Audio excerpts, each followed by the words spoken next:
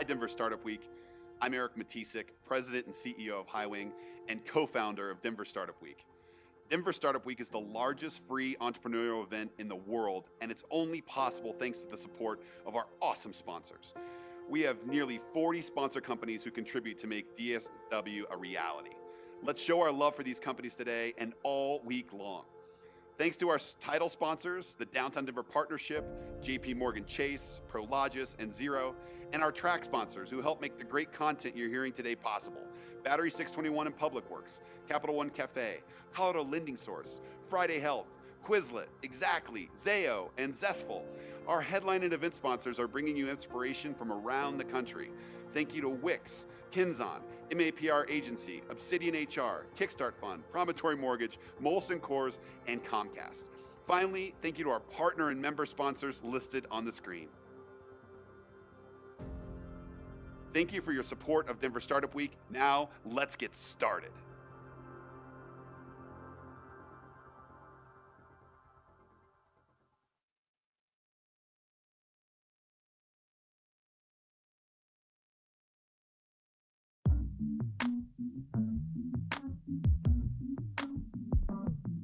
The Public Works is a Denver, Colorado-based design, fabrication, and multimedia marketing firm that allows your company to craft an authentic presence to your target audience. For the past 15 years, the Public Works media team has been telling stories with words, pictures, and films. Our unique approach to brand storytelling allows us to get strong reactions and results from our content. We work in experienced and nimble teams with our crew of producers, directors, and cinematographers that all have first-hand experience and international presence. We are fortunate to have amazing clients that allow us to get wherever we need to go with the right tools for the highest production value. Lots of people can take a pretty picture. Just look at Instagram. While we believe our images speak for themselves, what really sets us apart is our decades of experience, our network, and our ability to make shit happen when it counts. We love bringing unexpected partners together to create added value for everyone.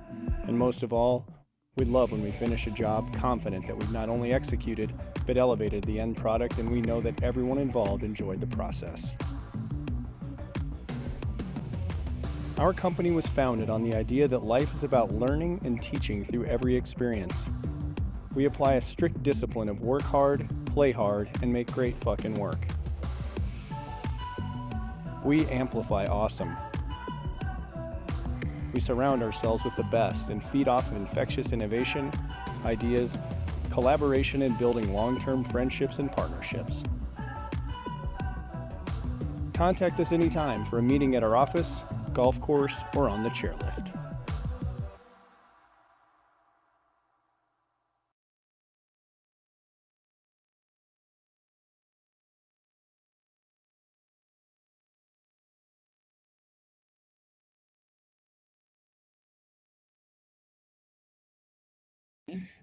Hey everyone, welcome to day 2 of Denver Startup Week. I'm Brian Corrigan. And I'm Castle. We are the Denver Startup Week Design Track co-chairs for 9 years and several years. Who's counting? Yeah, who's counting? Just want to say a couple things. Big thanks to our track sponsor, the Public Works. We love them. They do amazing fabrication, video production. They have a live studio right downstairs at the Denver Startup Week headquarters. And we couldn't do it without our sponsors. None of this would happen. So we're super grateful. And we just love those guys. So what else? This is our first virtual Denver Startup Week, as you can tell. It also makes it our first global Denver Startup Week because anyone can attend. We've had people all the way from Denver to Iowa to Ireland we've seen. So really cool. And just one little bit of housekeeping we want to say. It's really important to us at Denver Startup Week that we strive to make all of our sessions a space where attendees can connect, learn, and grow, regardless of gender identity, gender expression, race, ability, sexual orientation, and any combination of those things. This is a safe place and we want everyone represented. If you don't feel safe, then let us know. What else? Coming up next on the design track, from 2 to 2:30, we have a session called the Business Case for Voice. these two women that do a lot of programming for Amazon Alexa and other voice activated UI, like Internet of Things. So that's really cool. It's only 30 minutes. So stick around for that or check in for that. And then the clubhouse that Brian built, going 24 Yes. hours a day. Yes. Yeah. We'll talk about Which that makes a little sense. bit later. And please feel free to live tweet your experience, Instagram at #DenStartupWeek, #DesignerTrack, and then I'll let Brian take it away. Well, thank you, Castle.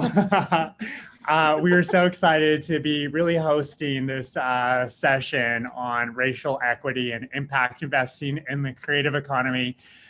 This is our third year of really kind of, again, talking about impact investing in the creative economy. So we're very excited to be now adding this to the conversation and really adding the racial equity lens to it. From the designer track, our perspective is really kind of thinking, how do we support entrepreneurs working in the creative economy? And this is a really big part of that support. So again, we are so excited to be having such amazing artists and impact investors and talent really just in that space joining us today for this conversation. So with that, I'm going to go ahead and turn it over to Phil Kirschman with Impact Metropolis. He's the founder of Impact Metropolis. So Phil, go ahead and take it away.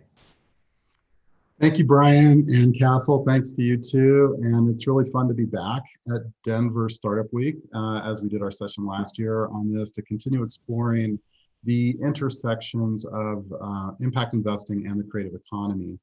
I'm going to share my screen with you quickly just to kind of set up this hour.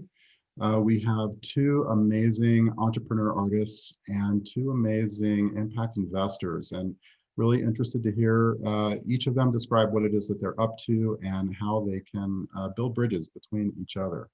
That's the goal of this session. So these are the, if you can see my screen, hopefully these are the panelists today. Brian, we just met. This is me, Phil Kirschman. And just a quick word about Impact Metropolis. It's Impact Metropolis is a social network. We can add those to the ones that Castle was just talking about. It's a safe place to be a member. It's free to register, free to use. So if there's a mobile app, if you want to download it right now, you can go right ahead and do that, or get on your desktop and jump to impactmetropolis.com. And we're a place where people can post information about the creative economy. It's also a broader platform for the impact investing ecosystem. So we welcome everyone and anyone who's interested in this space to come and talk and share and have a community around different topics around impact investing, and also to gain access to resources in the field that are aggregated there for free. So please come and visit us there at Impact Metropolis. We have, to introduce our panelists also, we have Emily Winslow, Director of Investments and Impact at Social Venture Circle, which is I'll let Emily describe it in more detail, but it's basically a membership organization that supports the impact investing field as well, and does a lot of mentorship to entrepreneurs and investors who are working together, especially as at that angel level of investing. We have also Melissa Chong, from managing partner from Blackthorn Ventures. Melissa is a longtime impact investor expert. Blackthorn Ventures is an impact private equity vehicle, and she also serves on the board of Bonfi Stanton, which is one of Bonfi Stanton Foundation, and leads their impact investment committee that is looking at how that foundation, which is one of the largest funders of arts-related opportunities around the state, to get more impactful with their investment portfolio. We also have Carl Carell, amazing artist, and I'm really interested to hear more from Carl about the various kinds of multiple ways that Carl participates in his art, but also how he's building his business. And same Valentino Valentine, another amazing artist from the community here. We're really interested to hear from Valentino as well, how he is, I should say, are working on their various art projects and financing those, and working with potential investors and other artists in the community. So just to quickly set some terms, because these are three big terms at this session: racial equity, impact investing, and creative economy. Those all have kind of big, broad meanings. So I just wanted to take a minute to level set a little bit on what we mean or what we're hoping to discuss today, at least regarding these concepts and how they intersect.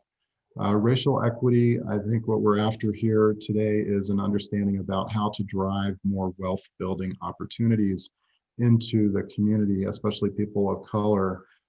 So it's not a question of just, how do we get more diverse? I think we would like to see a more diverse economy, of course, with people having equal access to the different resources to help grow business. But I think we're also interested to take that a little bit further than just equal access and into more of a sense of how do we drive wealth building in those communities in a different way than what we've seen in the past. It's investors, have maybe taken a more extractive view towards how they interact with entrepreneurs. And I think racial equity sense is to think more cooperatively about how to benefit both parties more effectively so that the investors can do well, but the people who are taking investment can also do well and build wealth for themselves and their community. So that's how we're thinking about racial equity. Impact investing, just to be really clear about what that is for those who are learning about it, even those who have been doing it for a while, is not always universal agreement on the definition here, but impact investing is just sort of distinguishable from grant making. So I just want to be a little clear about that. So for Bonfi Stanton, for example, just to pick them out, they're a foundation that does grant making, and grant making is valuable and worthwhile and extremely important, and impact investing is in no way meant to diminish the power of grant making, but it is differentiated from grant making in that it's more in the investment category. Now, it's also differentiated in a sense, so an investment meaning that money is invested somewhere with a return expected, some kind of financial return, which is the main differentiator from philanthropy.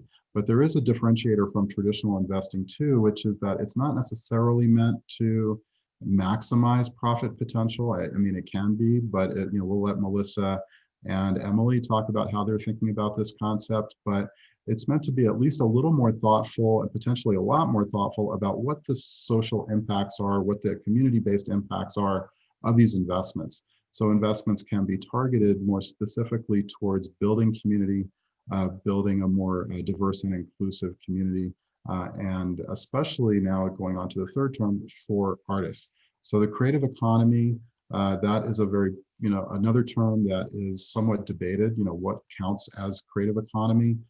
Here we've got two very specific artists on this panel, artist entrepreneurs. Some would count, just about anything, or you can make it almost count just about anything when you talk about creative economy.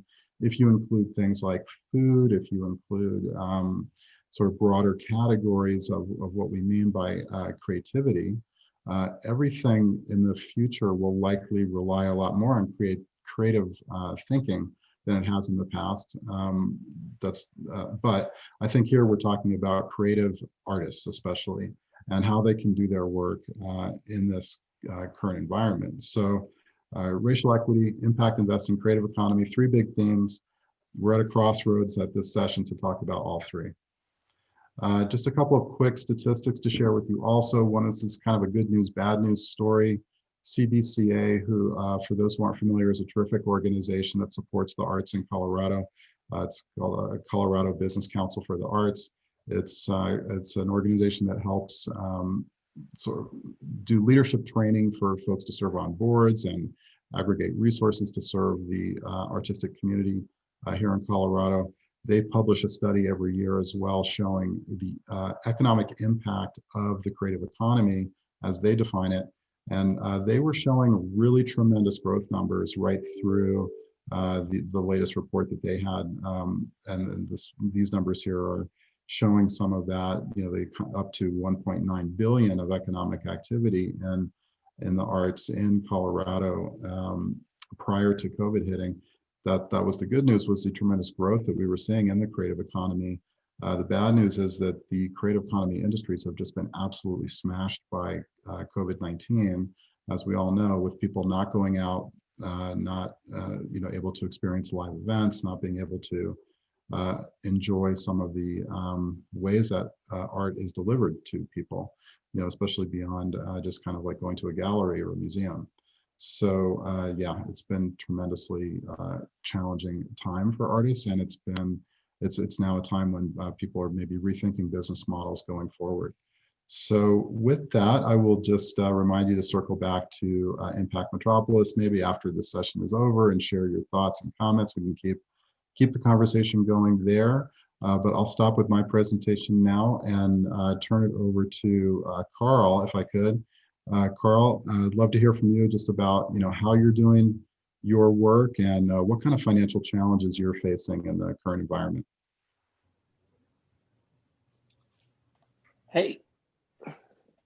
Hey y'all. Thanks for having me. And yeah, I currently, my name is Carl Carell,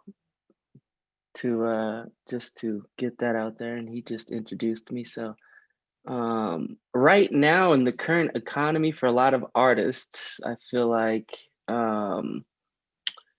it's been very up and down.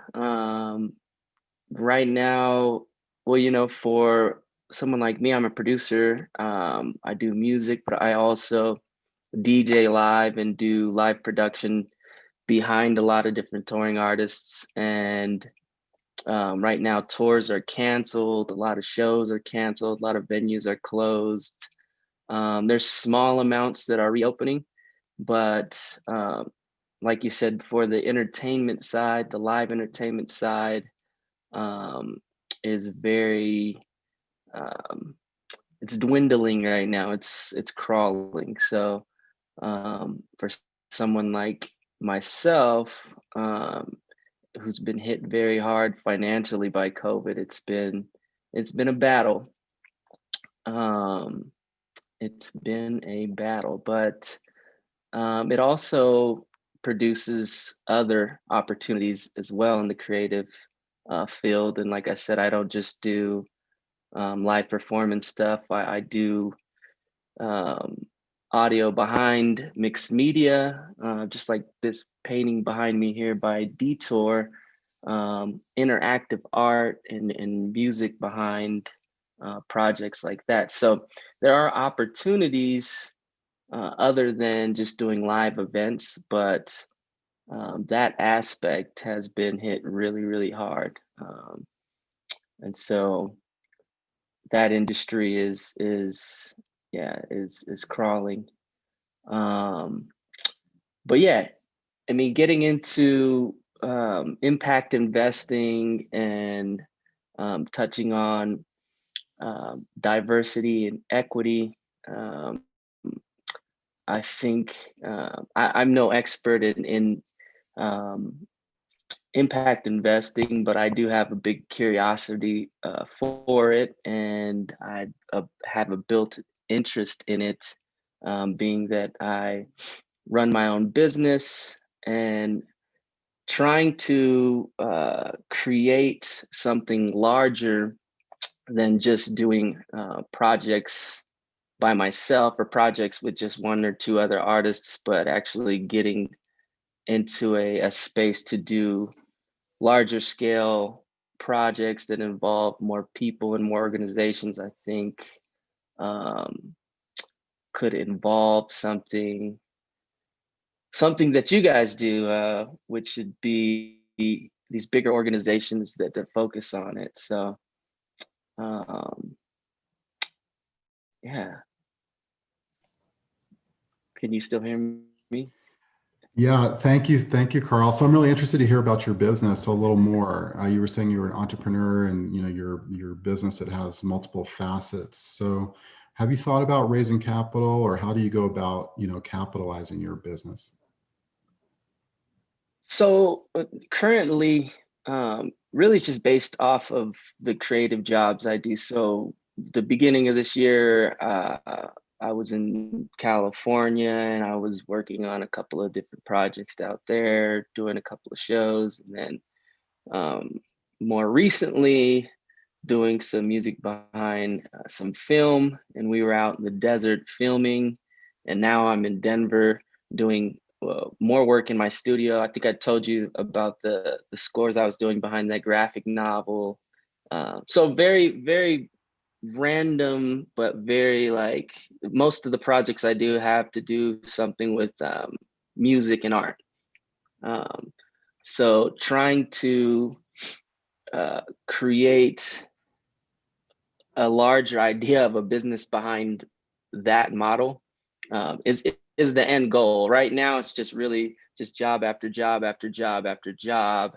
And, you know, I have an assistant that kind of helps organize these things or helps just kind of streamline what I'm doing. But beyond that, that would be the bigger process, actually doing something that is creating opportunities for other artists with other artists, and just kind of building on that. Because right now it's really, yeah, as far as the way I run my business, it's just job after job. It's almost like if I was a contractor and I was just doing, you know, a different job at a different job site every other month or every week or whatever. So very, very contract based, I would say. So trying to get investors to see value in that type of business. To me, my brain, it's hard to connect the two, you know. And that's like when we spoke earlier and you asked me, yeah, have I ever heard of impact investing? And I'm like, very vaguely, you know, I'm not like too familiar with it. And, you know, looking into it, I'm like, oh, this is like, it's amazing that there are sectors that people that want to invest in, you know, community and things that are going to actually help creatives or help, you know, things grow in that area. So but very, very, yeah, very contract driven. That's how a lot of my business gets worked out. And so far, I mean, I've been doing it for 5, almost 6 years, just consistently. So I think it times now to kind of grow a little bit more in the business aspect of it, I guess you would say. Well, your music's great. I love it, and that's as much as I've heard. You know, I want to you know, see more of your art and endeavors, and so I'm excited to circle back to talk more about how to grow your business Yeah.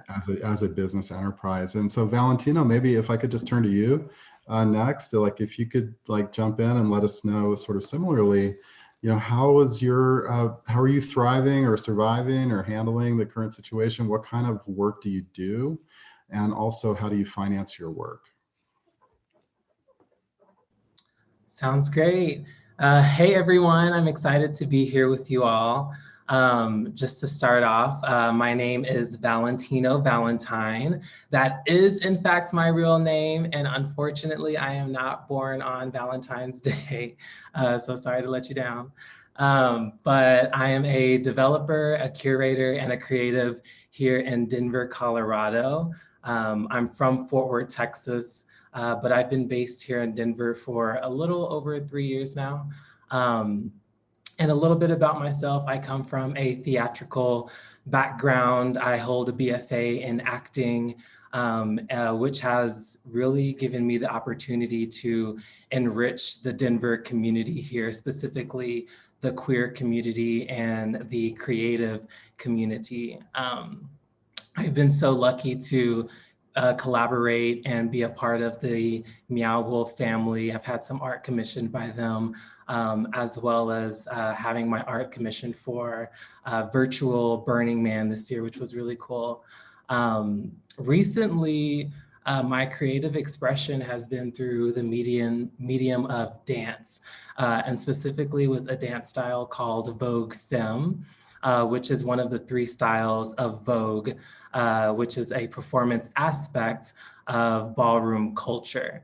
And so when I say ballroom culture, I am not talking about the widely known partnering dance. I am referring to something a little more underground. And so to give some context and history about that, ballroom started as an underground scene in Harlem, New York, giving Black and brown, queers, and trans people a space to freely commune and express themselves in the early 60s. And so this culture and style was really birthed through the oppression of the Black and brown, queer and trans bodies during that time. Ballroom values the concept of family, and the community revolves around houses, which literally operate as these like house units, which are there to offer support, kinship to many queers that are often denied from their families and government. So I think it's really important to remember, especially as we're talking about racial equity, to acknowledge the communities that really benefit from a space like this, a space like Ballroom. And oh, I totally forgot that I had slides. Woo. 1 second, let's see, share. So I have a slides of resources and my contact information, but also just some photos to kind of paint the picture of the community that is here in Denver that we fostered through Ballroom and what those creatives look like. So as I was saying, the communities that benefit from a space like this, I think it's important also, like, Ballroom is not just about the glitz and the glam. I think it's important to remember that Ballroom is refuge. Ballroom is a political statement. And Ballroom holds the capacity to be very healing and transformative to its community members. So if you'd like to learn, I don't want to take up all the time, but if you'd like to learn more about what ballroom culture is and its origin, I strongly urge you guys I'll drop a link to this slide, and there are some more resources at the end that you can that you can go and watch. Resources like Paris is Burning, which is a documentary that follows the ballroom community in Harlem in the late 90s, as well as other resources as My House, which follows the ballroom community in modern time. And so I think it's cool to kind of witness how ballroom and its community members have evolved, what's changed, and what has stayed the same. And so I'm excited to be here and hear different perspectives on investment, because as a creative investee, if you will, I feel like I've experienced some barriers that have prevented me from creating fully in comfort. And I think when I think about the things that I've created, sometimes I can downplay or not realize all of the work that goes into creating. So things like you said, Phil, finances, time, transportation, equipment, living expenses, space. These are all things that come up to mind and have been barriers from me as a creatives and creatives in my community. And so, again, one of those main barriers for me has been space and access to space, access to affordable spaces. When I moved here to Colorado and I started teaching classes and hosting what we call sessions, it was a financial struggle for me, because you're booking out these venues, sometimes you're getting creative to foster like a maker space for myself and for other people, for other creatives like me. And all of that gets pretty pricey. And so one of my approaches to that, and it's just been a vision sitting in my head, is creating affordable, not only affordable working spaces, but affordable working and living spaces for artists. I think that providing spaces like that will nurture artistic communities and also will serve surrounding areas around them. I think that thinking about what proper funding for that looks like will provide creatives and myself the platform to network and collaborate better with each other, as well as having a platform of our own to not only amplify our work, but to amplify our voices as well. And so just to wrap things up, I think, as you were saying, Phil, we are seeing a lot of economic activity happening in Denver and a lot of new development and changes. And one of my fears that I am having as all of this is kind of going on is, or I guess I'm just hoping that, you know, these changes are coming without the consideration of local talent and the consideration of the minority communities that really make this space so special and lively and joyous. And so I'm curious to hear more about what approaches and suggestions and solutions the investors have for someone like myself. I am not the most confident in my investee strategy. I think what I've learned so far about impact investing has really caught my eye and how thoughtful and forward thinking it is. And I think it really aligns with myself as a creative in my community when you are considering the factors of social change.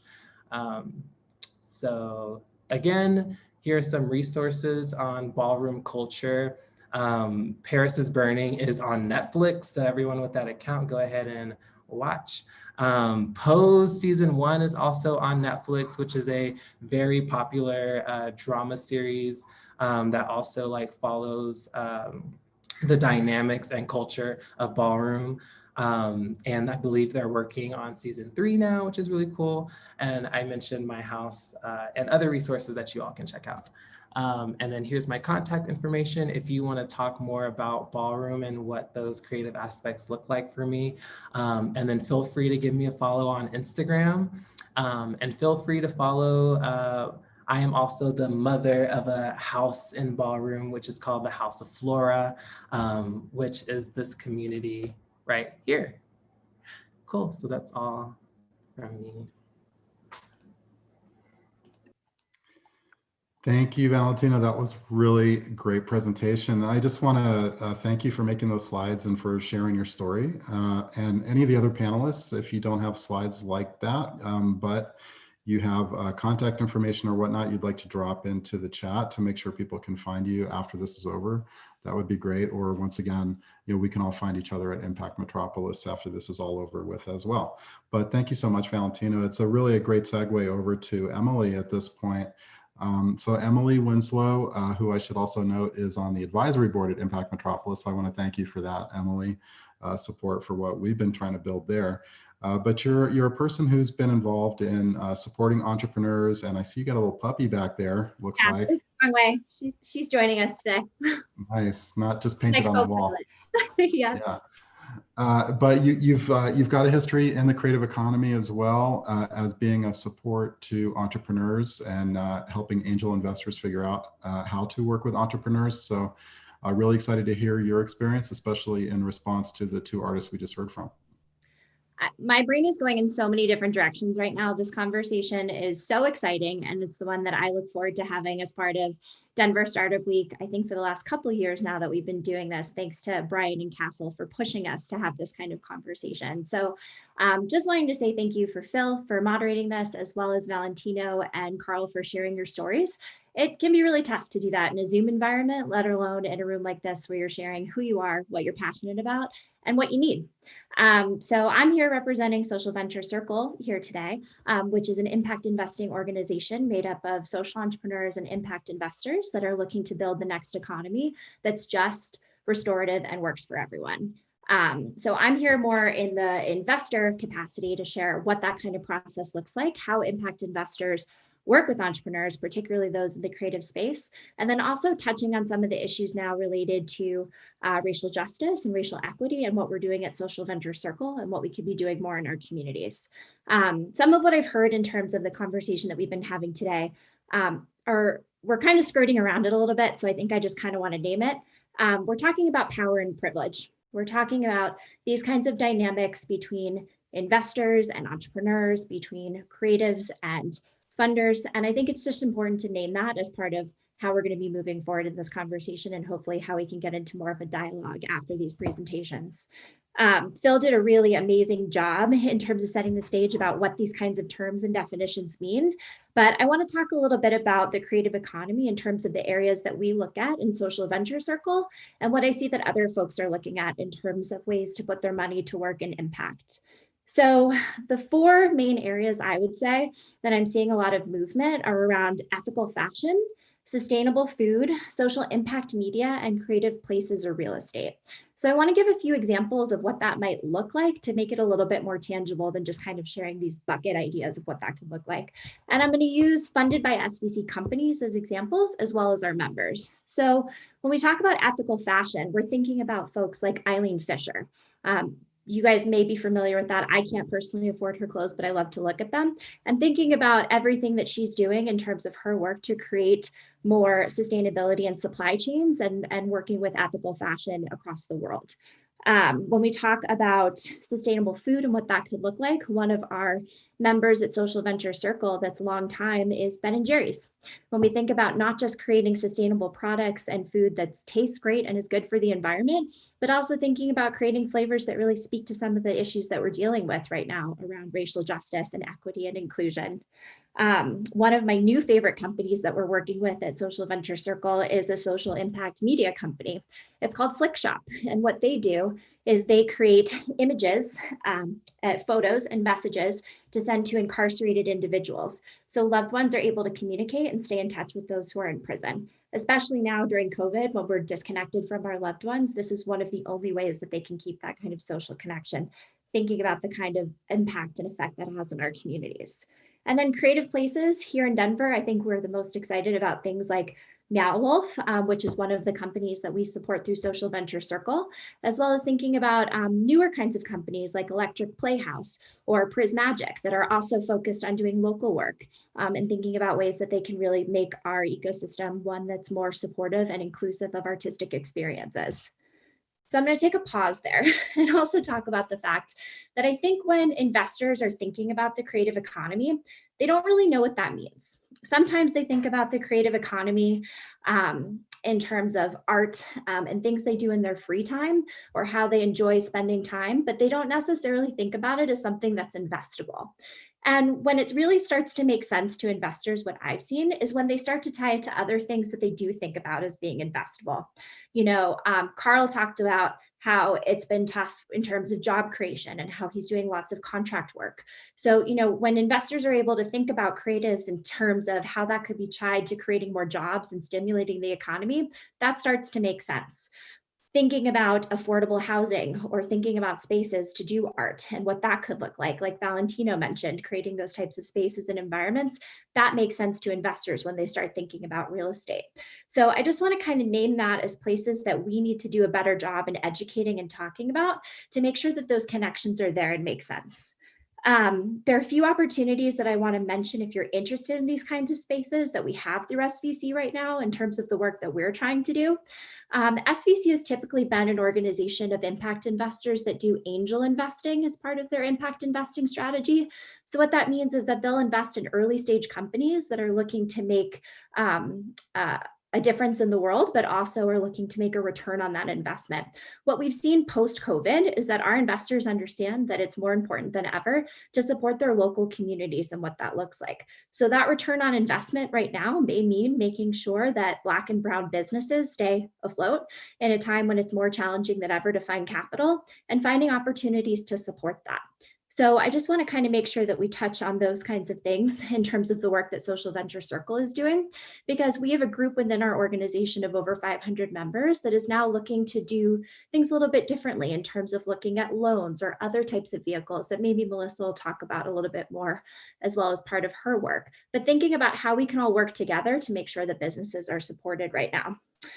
Social Venture Circle has also taken a belonging pledge that's part of Confluence Philanthropy's work, and I'll drop a link into the chat so you can take a look at that if that's something that you're interested in. We've also signed a racial justice and investing pledge, which I will also drop a link in. You know, it's part of it is it's important to start to take these steps and also show that there's action behind them. You can't just sign a pledge, you also have to make sure that you're doing that kind of work. An upcoming event that we have that you all may be interested in attending is a Native American Impact Showcase. We are really excited at this point in time in particular to be supporting Indian country where they are disproportionately affected by lack of funding, as well as understanding that COVID has really decimated a lot of the communities. So we're going to be putting on an event at the end of this month, highlighting really important Native work. And a lot of those businesses are actually focused on the creative economy and making sure that the businesses in Indian country are viable. So I think one other thing I'll touch on, and then I'll take a breath or actually stop or start listening again, is that I think that there's a lot of challenges right now in terms of what we're seeing in the space. And we've kind of outlined them in terms of what Carl has shared and also what Valentino has shared in their personal experience, but there are also a lot of opportunities.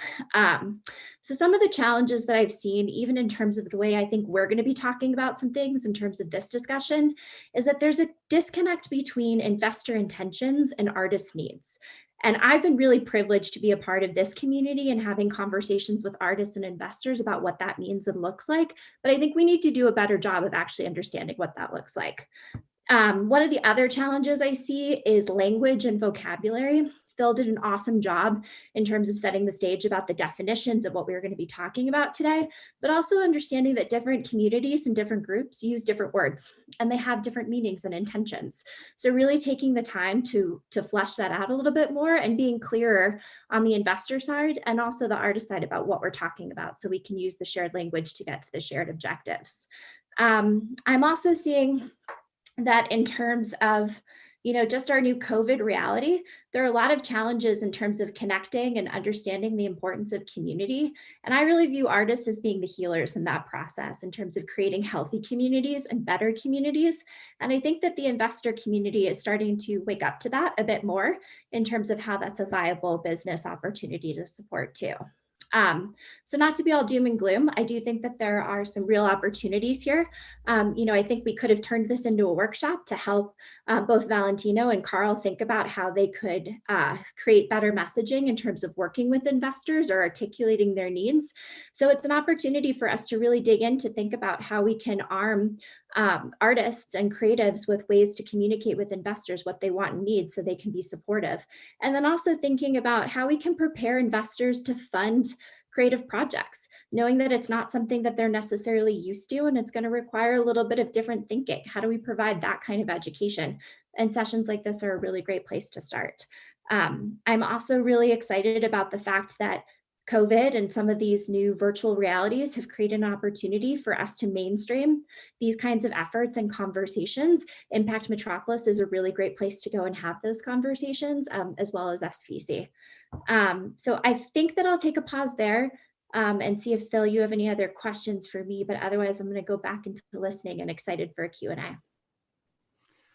Thank you, Emily. It's such a great idea about workshopping. I wish we had more time to really dive into that.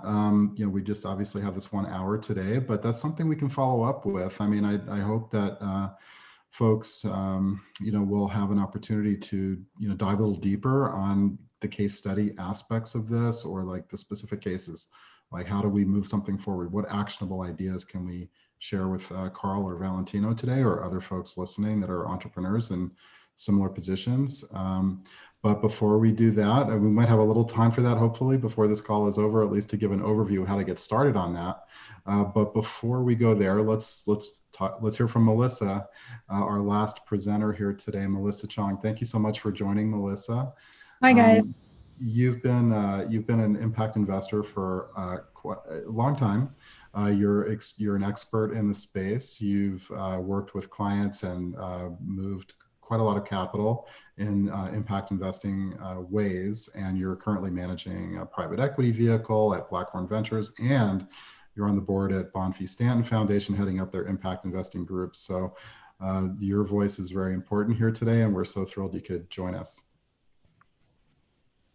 Hi, everyone. Thanks for having me.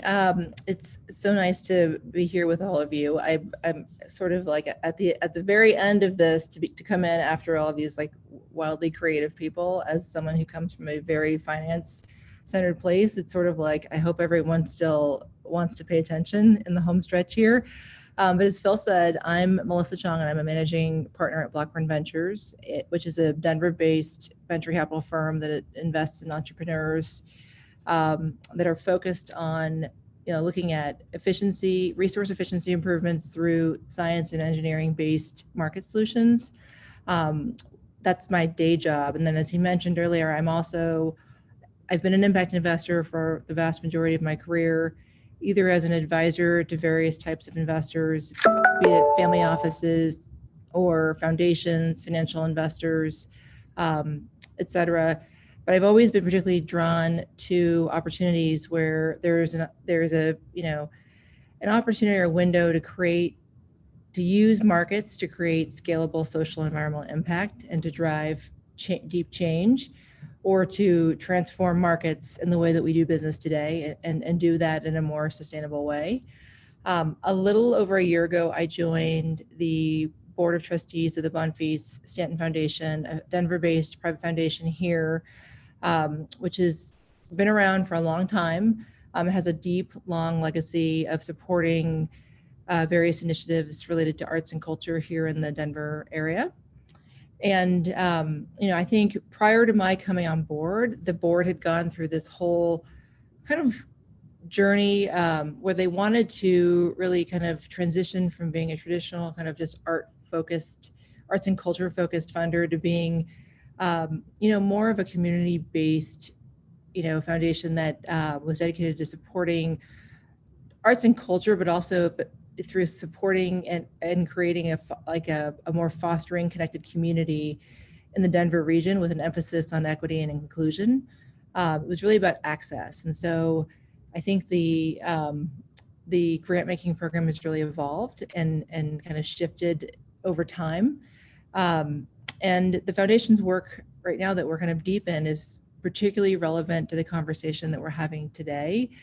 We really believe that access to the arts, whether as an appreciator, a participant, or a creator, is a basic human right, and it should be enjoyed by all of those who live in the community here in Denver. So we also think that factors like racism, sexism, gender bias, and lack of community or economic opportunity have really prevented those cultural opportunities from being equally enjoyed by all. Not only nationally, but here in Colorado specifically. So we, use a multi-pronged approach to accomplish our programmatic goals through our programmatic grant making, various community engagement initiatives that are focused on collaboration and bringing different stakeholders together around certain ideas or initiatives. And last but not least, through our various impact investing initiatives and activities. And through all of those activities collectively, we really seek to inspire and cultivate an arts and culture sector that embraces equity in their work. And then, inspired by more recent events, we've also started looking for ways to advance the work of, in the arts and culture area through the lens of social justice. So, this year, we adopted a mission-aligned investment policy for the foundation, which meant that 8% of our overall foundation assets could be directed towards investments that aligned with advancing our programmatic mission, which includes our equity values. And we also created an impact investment working group, which I chair. I have the honor of chairing for the foundation. And the goal is to align the entire investment portfolio, which is around $100 million, with the values and programmatic goals of the foundation. So another kind of interesting thing that I'll mention is we just joined a consortium of national investors and funders that are all part of an initiative called Upstart Collab. This is a member-based community that was really created to support various initiatives in the creative economy on a national basis. Some of the funders are like us and are very local based and focused in the way that we direct our funds, but it's still nice to be part of a broader community, just to make sure that we're all sharing ideas and collaborating, and then looking to replicate different opportunities if and when possible. It's been really interesting to see the opportunities that they've been able to surface in the impact investing community in and around social entrepreneurship, business development, project management, and across a range of artistic developments that include ethically created clothing, food, artwork, and then to work with them to kind of conceptualize and implement these different projects, both locally here on the ground, but also with our kind of national partners. So I think, Emily had talked about a little bit about like some of the sample initiatives and projects that she's looking at. I think we also have a real interest in looking at direct investments here locally in Colorado. There's also, interest in looking at ways to deploy larger amounts of capital at scale through various affordable housing focused initiatives on the real estate side. There are some developers here locally that are looking to provide access to affordable housing for the artist-based community here in Denver. And there's also a more national initiative called the Art Space Thriving Communities Fund, which is, a new $20 million development loan fund that is looking to provide low interest financing to affordable housing developments across the country, both new construction and then retrofits of existing properties. So that's another thing that we're looking at as well. There's a credit fund that we are in the process of evaluating called CAM. I've known the managers for a long time. They have taken an idea that kind of came from microfinance in some ways, for those of you who are familiar with that concept on the emerging market side, and have looked at making, they have a platform of partners that make small business loans to small businesses all over the country. And they have a specific Colorado focused initiative that targets not only businesses that have a higher concentration of female, veteran, and minority-led businesses, but also that focus on arts and culture as well in the creative economy. So that's a kind of fun one because it's an opportunity where you can deploy capital at larger scale for a foundation like ourselves, but you can ensure that the capital is being directed towards an underlying set of borrowers who are all local in our community and also are engaged in the creative economy in some way, shape, or form. Another project that we're looking at right now is the Freshlow Hub, and this is a grocery-anchored cultural arts center that's in the heart of the Montbello neighborhood in Denver. And this is a really interesting one in that it's a community-sponsored and foundation-funded real estate development initiative that has looked at partnering with the Colorado Black Arts Movement, a theater, for a theater that will become a community destination for the performing arts.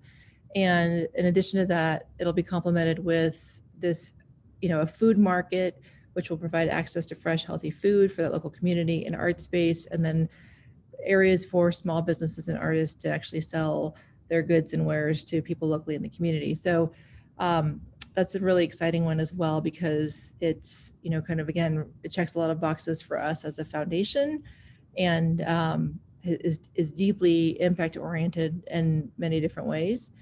So that, I guess those are the examples that I came ready to talk about and present today. If anyone has any questions, Phil, if you have any things that you'd like me to touch on or questions you'd like me to answer, I'm happy to do so. Oh my gosh, I have so many. Unfortunately, we have like 5 minutes left here. So, and we do have a couple of questions coming in. That was great. Thank you so much, Melissa, for sharing that. And I do encourage people again to follow up. Let's all make each other's contact information available so we can find each other again. This is too short of a time for such a big set of topics that we try to cover in this hour. But we do have a question, which I'll throw back to Carl first, and maybe Valentino, if we can get short answers on this one. What are the specific and unique challenges for creatives when it comes to fundraising and pitching investors? I mean, I don't know if you guys have even tried to fundraise or pitch investors, but if you have, I'm really curious to hear from you what your challenges have been. ahead, Valentino. You can. Okay, cool. I have not fundraised with an investor before, so I guess my challenge and room to grow is what Emily mentioned.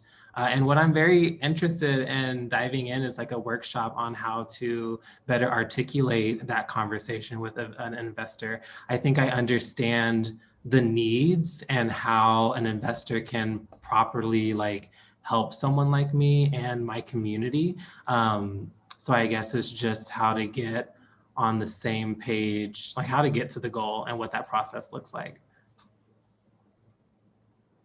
And so I haven't pitched anything to any type of large investment organization or anything like that, but working with companies like marketing companies or businesses like Red Bull or PBR, anything like that, on larger scale events, to pitch those ideas, literally just giving them an idea of what you can do and pretty much like the measurement of the value you're going to bring their company, depending on what type of event it is. So I think those two things for me, just as far as pitching an idea, were two kind of factors in getting some larger contracts that I've gotten as far as work goes. But as far as an investment on like something like developing some sort of creative workspace where people live and stuff like that, that's a whole nother ball game. This is something that probably Phil or Melissa or Emily would have a little bit more on. Jumping off of that too, I'm curious on how to formulate like short-term and long-term needs and goals. So like Carl was talking about, like these bigger investments versus what are some like immediate needs that could be fulfilled for an artist.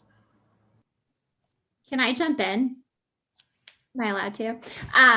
Yeah, please do. And then Melissa, you take the last word after that. Yeah, I think these are really great questions, because I think part of what I see when I talk to artists or creatives, especially if you're solopreneurs and you're working on your own, is that you don't know how big you can even dream. You don't know how big you can even ask. And I think part of it is figuring out how to talk to people who do have some ability to kind of co-create that with you and help you think through that. But also with impact investing, there's not one size fits all for what that investment can look like. So Valentino, like you're saying, there can be shorter term capital needs that you can get met, as well as thinking about what that longer term vision could look like at the same time. And there are a lot of resources that we can share about places to look based on where you are. But that's why it's really important to kind of figure out what's out there, and also knowing how to be the best advocate for your own business, but also the community and dream that you have as well.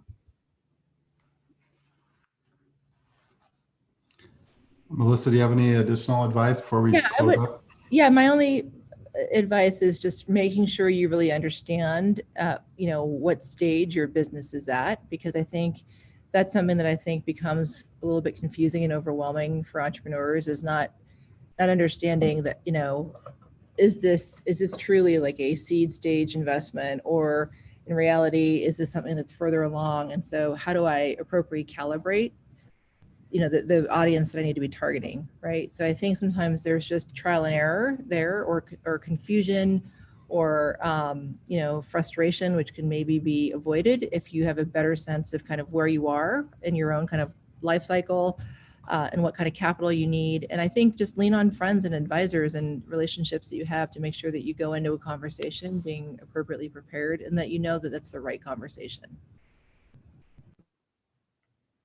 Yeah, it sounds like you're referring to certain kind of terminologies and sort of understandings about how investors think about things. Like investors talk about angel investing, seed stage, early stage. There's all these terms you have to just even get comfortable with before you even start, so that kind of where you're coming in and what you're hoping to accomplish out of these meetings.